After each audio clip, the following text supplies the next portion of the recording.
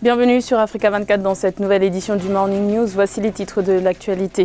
Le 3e forum Maroc-État insulaire du Pacifique s'est achevé ce vendredi 28 février à Laayoune. Une rencontre pour renforcer le partenariat entre le royaume chérifien et les États insulaires concernant les changements climatiques et l'environnement. Le Zimbabwe serait confronté à un risque de crise humanitaire majeure selon le Fonds monétaire international. C'est ce qui émane du dernier rapport de l'organisation au vu des chiffres de la croissance et des prévisions de récoltes insuffisantes suite aux difficiles conditions climatiques.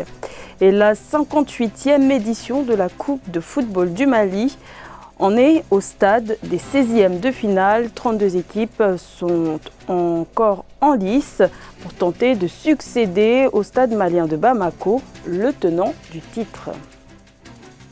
Mais tout d'abord, la Guinée s'oriente vers un double scrutin législatif et référendaire à huis clos pour le 1er mars. Et pour cause, après l'Organisation internationale de la francophonie, c'est au tour de la CEDEAO et de l'Union africaine de se retirer du processus électoral guinéen. Ces deux dernières organisations ont déclaré qu'elles renonçaient à déployer leur mission d'observation initialement prévue. Rappelons que le président Alpha Condé a refusé la venue d'une mission de hauts responsables de la CEDEAO constituée de 5 chefs d'État qui étaient censés se rendre ce vendredi à Conakry pour une concertation autour des élections législatives boycottées par l'opposition et du référendum constitutionnel contesté qui ouvrirait la voie à un éventuel 3e mandat du président Alpha Condé. Le 3e forum Maroc-État insulaire du Pacifique s'est achevé ce vendredi 28 février à Laayoune. Une rencontre qui s'est tenue sous le signe de la consolidation des liens de coopération.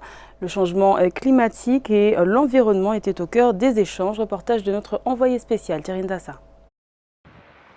Les travaux du 3e forum Maroc-Îles du Pacifique se sont ouverts ce 27 février dans la ville de Laayoune. Le royaume chérifien, comme en 2012 et 2015, reçoit les États insulaires du Pacifique pour des échanges concernant l'évolution du changement climatique, mais aussi de la protection de l'environnement. La convocation de cette conférence en Afrique nous invite à privilégier la lutte contre les répercussions négatives du changement climatique qui se sont encore aggravées dans les pays du Sud et les États insulaires, ces derniers étant désormais menacés dans leur existence même. Les attentes des États insulaires auprès du royaume chérifien sont claires. Une mise à disposition de l'expérience et du savoir-faire du Maroc dans des secteurs tels que l'environnement, les infrastructures, les énergies renouvelables, l'agriculture, la pêche maritime et le tourisme. Nous devons développer collectivement des solutions constructives et durables. Ces solutions sont peut-être coûteuses maintenant, mais notre génération future jouira d'une vie meilleure et pour leurs enfants. Notre solidarité sur les sujets de préoccupation mondiale urgente est la clé du succès. 3 objectifs principaux guident le 3e forum Maroc-État insulaire du Pacifique. Les perspectives d'avenir des relations entre le royaume chérifien et les îles du Pacifique, l'identification des acquis diplomatiques entre les pays concernés et la recherche d'axes de coopération qui soient concrets, novateurs et réalisables. Également dans l'actualité, la signature d'un accord de paix entre le gouvernement congolais et la force de résistance patriotique de l'Ituri, FRPI, est attendue dans l'est de la République démocratique du Congo. Celui-ci est censé aboutir à un accord et à un cessez-le-feu avec effet immédiat. Gilbert Kankondé Malamba, vice-premier ministre et ministre de l'Intérieur, est arrivé à Bunia ce jeudi 27 février pour cet événement qualifié par les autorités nationales d'historique et de lueur d'espoir pour la paix dans la zone. Au Zimbabwe, l'économie connaîtra une croissance quasi nulle en 2020, selon le dernier rapport du Fonds monétaire international. L'organisation souligne également la persistance d'une grave insécurité alimentaire dans la perspective d'une nouvelle récolte insuffisante. Mais ces prévisions alarmistes ne freinent pas la détermination des autorités pour sortir le pays de la crise. Aïssa Toubari. Dans sa dernière note sur le Zimbabwe, le FMI table sur une croissance quasi nulle pour l'année 2020. L'économie s'est nettement contractée en 2019, amplifiée par un dérèglement du climat qui a ralenti la production agricole et d'électricité. L'institution de Bretton Woods d'ajouter que même si le budget 2020 prévoit une hausse des dépenses sociales, cela ne suffira pas. Je pense que ce n'est pas un cas désespéré. Le potentiel économique existant au Zimbabwe peut permettre à ce pays, s'il prend de bonnes mesures de réformes monétaires et de réformes économiques conséquentes, de repartir à zéro. Mais je ne crois pas du tout personnellement à un bon accompagnement du Fonds monétaire international parce que c'est le gendarme des pays qui se venge justement de ces mesures de nationalisation de l'économie zimbabwéenne. La devise zimbabwéenne introduite il y a 6 mois a perdu sa valeur, l'inflation est élevée et les réserves de devises étrangères au plus bas. La Banque centrale du pays a d'ailleurs fixé son taux de référence à 35% pour limiter l'utilisation des devises étrangères. Par contre, le Fonds monétaire vient proposer encore une fois au Zimbabwe des restrictions monétaires parce qu'il a peur de déséquilibres sur le marché mondial. Et ça, c'est une erreur que beaucoup de pays africains sont en train de commettre.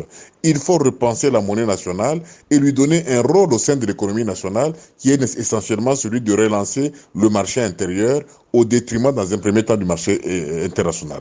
Malgré un tableau peu reluisant, les autorités sont optimistes. Le ministère des Finances a annoncé pour septembre 2020 le lancement de la première phase du plan quinquennal de développement du pays. La stratégie ambitionne d'atteindre un produit intérieur brut nominal de 65 milliards de dollars en 2030 contre 20,703 milliards de dollars en 2019. Le Cameroun ambitionne de dynamiser son commerce intérieur de bois et pour ce faire, un projet de promotion et de formalisation de l'exploitation artisanale du bois d'œuvre en Afrique centrale a été lancé le 25 février. Une enveloppe de 3 milliards de francs CFA a été consacrée à ce programme de 4 ans. Philomène Tiné.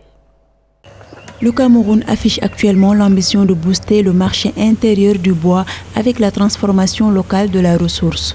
C'est dans ce cadre que le pays a officiellement lancé le projet de promotion et de formalisation de l'exploitation artisanale du bois d'œuvre en Afrique centrale à hauteur de 3 milliards de francs CFA. Il sera déployé dans les régions du centre et de l'est du pays sur une durée de 4 ans.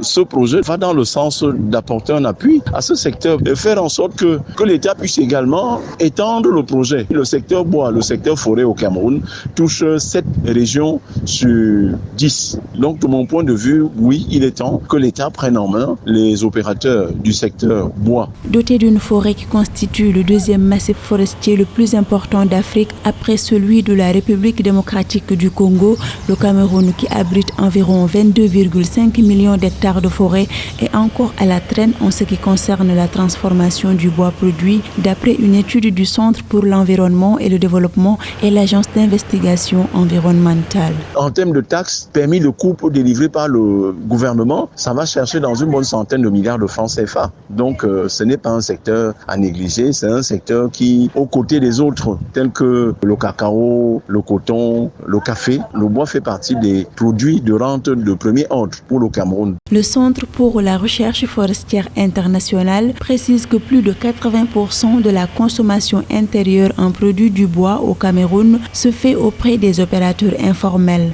Ce phénomène ouvre ainsi une porte à l'exploitation illégale des forêts.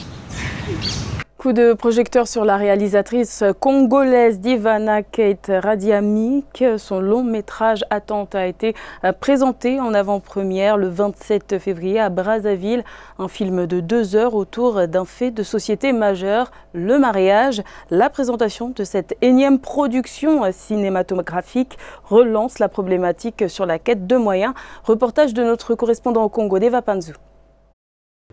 Divana Kate Radiamik a présenté son premier long-métrage ce jeudi 27 février 2020 devant le public de Brazzaville. Attente relate la patience de Sandra qui a attendu l'amour pendant 3 ans malgré les persécutions de ses parents qui vont l'obliger à épouser des hommes qu'elle n'a jamais aimés. Son départ forcé de la maison de ses parents va la conduire dans un quartier où elle connaîtra la violence et la calomnie.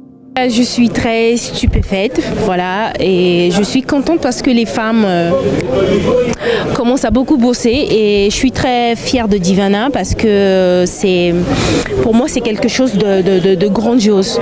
J'ai beaucoup aimé le film et surtout le jeu d'acteur, c'est vraiment impressionnant et ces acteurs ont su bien incarner leur rôle et ça c'est vraiment bouleversant, c'est touchant et c'est très bien. Sandra ne retrouvera plus jamais le chemin de l'amour. Attente est un long métrage osé qui dure près de 2 heures de temps. Il représente un succès dans un secteur au sein duquel les cinéastes ne cessent de déplorer l'absence d'accompagnement des pouvoirs publics. On a des attentes, mais il y a des attentes qui nous dépassent. Et on n'est pas obligé de s'y accrocher. Quand on comprend que le chemin dans lequel nous sommes, il n'est pas bon pour nous, il nous emmène nulle part, il est mieux de changer de direction. C'est ça le message d'attente. L'avant-première du film Attente n'est pas une fin en soi. En effet, la réalisatrice comptait sur cette projection afin de recueillir les imperfections constatées par les spectateurs pour y apporter des améliorations. Divana Ketra-Diamik envisage ensuite d'effectuer la grande présentation d'ici le mois de mars. Les 32 équipes qui s'affronteront pour les 16e de finale sont désormais connues dans la 58e édition de la Coupe du Mali. La phase de ligue a connu son épilogue le 26 février. Alors, qui pour succéder au stade malien de Bamako, le tenant du titre, et pour remporter une place en Coupe de la Confédération? Reportage de notre correspondant Mokhtar Bari. Après l'édition manquée de 2019 en raison de la crise qu'a connue le football malien, la Coupe du Mali est de retour pour le plaisir des amoureux du ballon rond. La phase des ligues s'est jouée du 20 au 26 février sur toute l'étendue du territoire. Après une semaine de confrontation, ce sont 9 équipes de Bamako, 4 de Kaï, 4 de Koulikoro, 4 de Sikasso, 3 de Ségou, 3 de Mopti, 2 de Tombouctou, 2 de Gao et 1 de Kidal qui disputeront les 16e de finale. C'est une équipe de première division. Ils jouent chaque week-end contre des adversaires qui sont beaucoup plus costauds que nous. Donc ça n'a pas été un match facile. Il y a eu beaucoup de tapage autour de ce match-là. Il y a eu beaucoup de bruit, il y a eu beaucoup d'engouement. Donc je pense que les gamins aussi, c'est la première fois qu'il y a autant d'engouement autour d'un match. Donc aujourd'hui, je pense qu'ils ont eu beaucoup de pression, ce qui a fait qu'ils ont manqué pas mal d'occasions. Cette phase a connu des surprises avec l'élimination des clubs de première division. C'est le cas de l'Académie de football Yellen Club, qui est pourtant bien classé au championnat. Parce que notre résultat a atteint pour le championnat. Donc on est maintenu en championnat. Donc notre résultat principal, c'est la formation aussi. Donc on va essayer de former les jeunes. Vraiment, ça a été un très bon match, vraiment. Physiquement, nous on tient, tactiquement, nous on tient, techniquement aussi, vraiment bon. Comme on a eu beaucoup d'occasions, on a raté, bon, c'est du football, quoi. Ça fait partie du football. Donc on va essayer de travailler pour le championnat. En rappel, en 57 éditions, le Stade malien et le Djoliba se partagent les titres avec respectivement 20 et 19 titres chacun, suivi de l'AS Real de Bamako qui totalise 10 titres. C'était le journal de la rédaction. Merci de l'avoir suivi. Restez sur Africa 24. L'information continue.